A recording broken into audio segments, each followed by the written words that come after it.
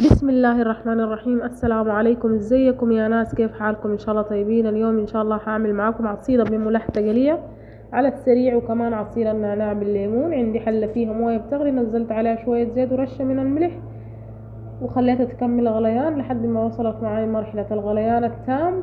عندي دقيق مذوباه هناك برا بشوية موية، فبنزل شوية شوية من العجين يعني، وبستمر في التحريك عشان ما تتكتل معي وتبقى معي كتل وكده. وعندي طوة فيها زيت بنزل عليها البصل، وبرجع ادوب شوية شوية في العصيرة واخليه على نار هذا. وهنا خلاص خلصنا من تحمير البصل، شايفين اللون والجمال يا جماعة. والزيت حق البصل نزلته في حلة ونزلت فيه اللحمة المفرومة. ان شاء الله انا كل يوم بصور معاكم الطبق الرئيسي فقط، وبنزل عليه عصرة الليمون. اللحمة المفرومة بنزل عليه عصرة الليمون، والحاجة دي اختيارية جدا عشان تطير لي اي زفارة، ممكن تلغوها خالص بس طعمها ما حيظهر في الملاح. شوية من الهبهان المسحون،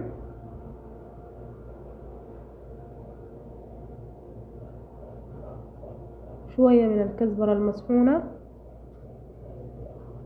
وكم كسرة من القرفة. وأبعد تماما من الفلفل الأسود والشمار الأخضر حق الفول، لأنه حيغير لك لون الملاح، وبالذات الفلفل الأسود. وبنزل عليهم معجون الطماطم وبخليهم على نار هادئة خالص.